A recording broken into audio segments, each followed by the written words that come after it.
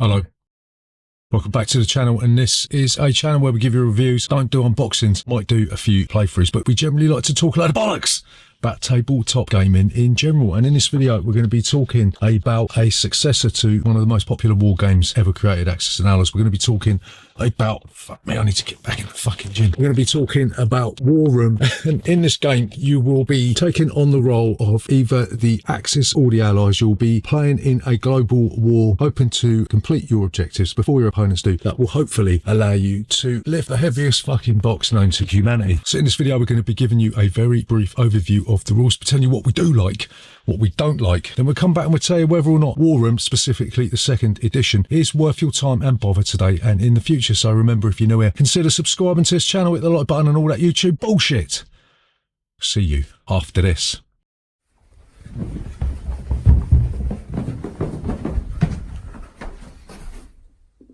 Bollocks. So, War Room. How'd you play this game?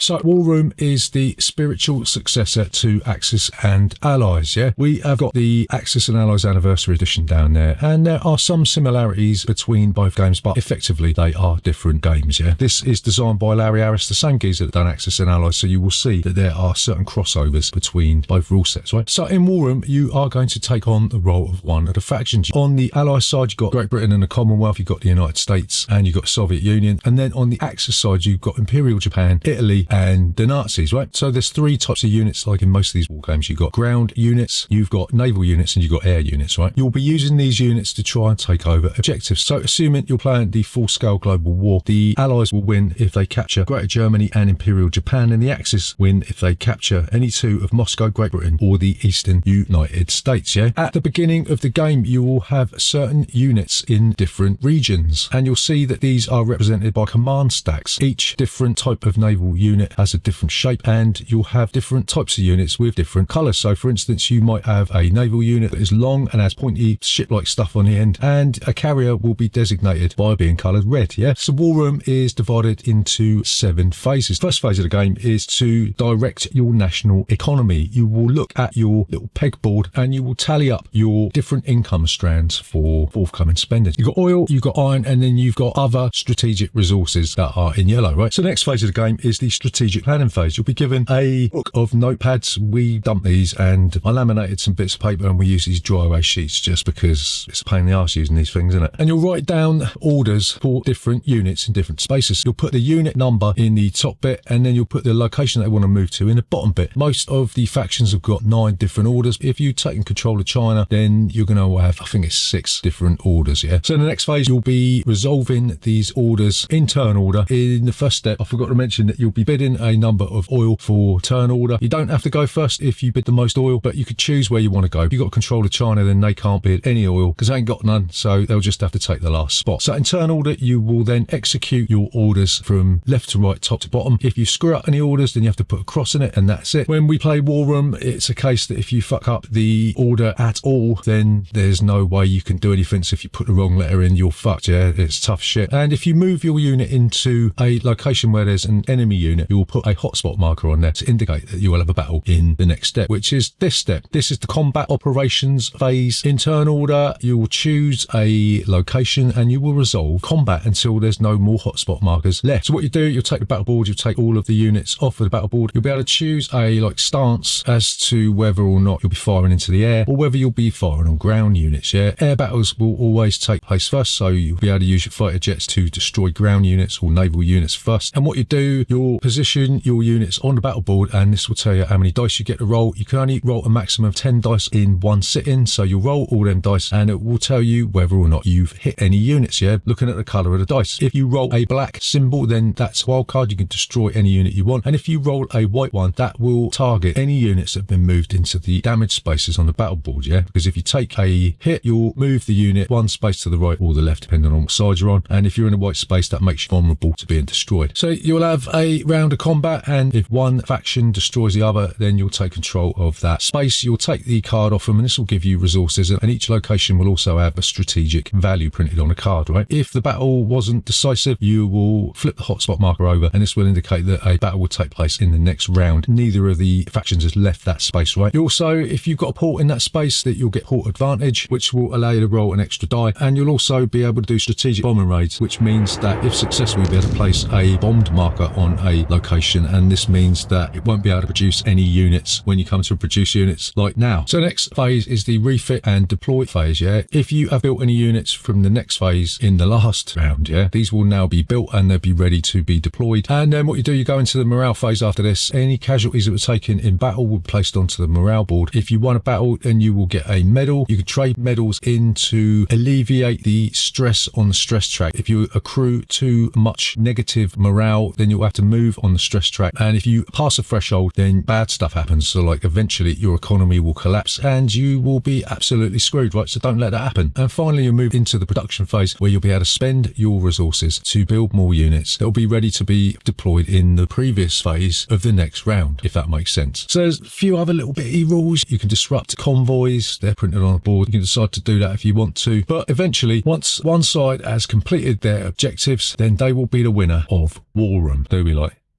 that War Room?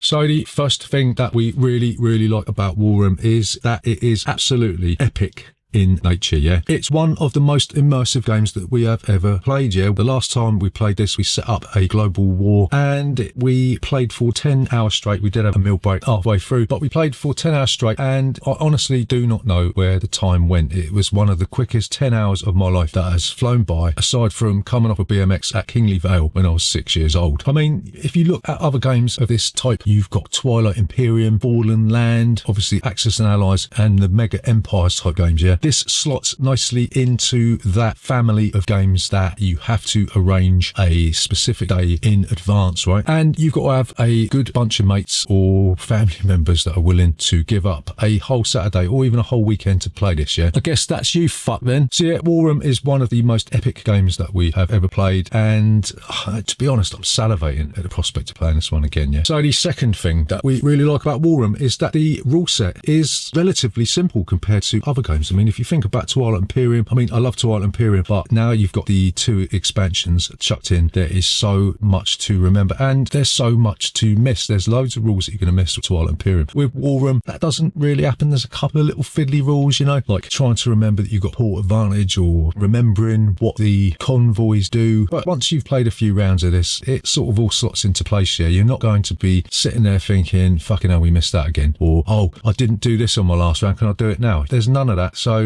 it flows really well. It's a smooth experience, and it makes a game that takes this long to play a relative joy to behold. So the final thing that we really like, I mean, there's loads of things we like about War Room, but in a 10-minute video, it's going to be very difficult to put them all in. But this game scales really well, yeah. What they've done is that they've given you an azimuthal projection of the world map, and you could play the global war with 6 players or 5 players or whatever, but you can block off certain parts of the map and maybe have a specific theatre or the Eastern Front that cuts the game length down for a lesser player count, yeah. Obviously, you're not going to be getting the full experience of the 6-player global war, but that means that this game is accessible for all player counts and you're practically playing the same game, right? So yeah, the fact the game scales really well, even if you've got no mates, means that it is accessible for a broader range of people, including you lonely bastard. Don't we like about War Room? So the first thing that we don't like about War Room, and this is largely just me, yeah, because I'm the one who has to do this every time we play it, is that the setup is a fucking nightmare, yeah. I mean, one of the problems I found with this is when you are tearing it down, I can't be asked to separate all the command stacks into individual pieces, yeah, so I just chuck them back in the box. But when you come to set it up again, you've got to separate all the fucking command stacks so you can set up the default command stacks. Add to that, you've got to be searching around a map thinking, right, that goes there, have I got it right, have I missed anything? Because the map is is absolutely fucking huge, right? So yeah, whoever has the task of setting this up, you've got to devote an extra 2 hours to doing it, just to double check that you've got the whole thing set up correctly, yeah? And whilst I'm really looking forward to playing this again, I'm not looking forward to setting it up again. But the second thing that we don't really like about War Room is that combat is a bit of a fiddly chore, yeah? You've got to set up the battle board, move all of the units over, set them all up, and then you've got to go through all the other stuff. And that means that maybe 4 other players, if you're playing a global war, are just going to be sitting there twiddling their thumbs. So what we did, we looked at the map and we thought, right, there's battles between the United States and the Japanese Empire, and then we got a battle between the Nazis and the Soviet Union over here. We got 2 battle boards. We'll give 1 to each player and we'll resolve 2 battles simultaneously, and that means that we half the time it takes to play out all the combat, yeah? I mean, combat does flow quite easily once you get the hang of it, and there is a sort of quick combat system that they have released as a mini expansion for this, but truth be told, you're going to be omitting a lot of the options that you got in the full game, yeah? So we haven't used that yet. But yeah, combat can be a bit of a pain in the arse if you don't resolve more than 1 combat at a time, so I suggest if you're playing War Room to do that. That just means that you're not going to be able to see what plays out on the other side of the map, which may be to a disadvantage, but you have to really weigh up how much time you got as opposed to whether or not you want to watch someone get their ass kicked. So the last thing that we don't really like about War Room, and I'm a bit torn on this, yeah, because this game can't really be finished in 1 sitting, yeah. I know there's going to be people out there that are saying, oh, it takes 6 hours to play. We haven't found that yet. In fact, this game will probably take us more than 1 sitting. We'll have to set up on a Saturday and then come back on a Sunday just to finish it off. The last game we played of this took 10 hours. We didn't finish it. We almost finished it. The Nazis almost got done over. We managed to funnel a path through Turkey into Greater Germany, and the United States, once they had supplied Europe, they turned their attention onto Imperial Japan, with China chomping at Japan's heels, and we almost managed to take Imperial Japan. It would have been maybe a couple more rounds, but by that time it was 11 o'clock at night. We've been at it for 10.5 hours and people were literally exhausted, yeah? Obviously, you don't have to worry about setup. Don't worry about the rules if everyone knows how to play it. You could probably shrink this down if we played with the 2 combat boards, maybe taking an hour or 2 off of that. So can it be done in 1 sitting? Probably, but this isn't a game that you want to be rushing, yeah? You want to be strategically planning, looking at the map, taking time out in another room with people on your team to discuss what you want to do. This is a game you want to savour and not rush through, right? To summarise, is War Room worth your time and bother today and in the future? So we are going to say yes, absolutely. War Room is now one of our favourite games of all time. It's one of those epic event games that you usually play once or twice a year and have to organise well in advance and have a bunch of people that are willing to sacrifice a maybe whole weekend to play it, right? The rule set is deceptively simple and streamlined, making the game flow really smoothly once you get your head around it. However, combat can take an age to resolve, so we advise splitting this up into East and West and playing each round of combat separately. It's hard to summarise just how good War Room is. It's one of them games that has you pondering and thinking about it days, weeks, and even months after you have played a game of it, right? I just wish it were a little bit shorter, but then again I don't, because this is one of the most epic games that we have ever played and it comes highly recommended by us. If you like war games, if you like these massive event games, War Room is way up there and you really should think about going out and getting it like right now. So there you go, that is War Room. Remember, if you are new here, consider subscribing to this channel, hit the like button and all that YouTube bullshit. See you next Tuesday.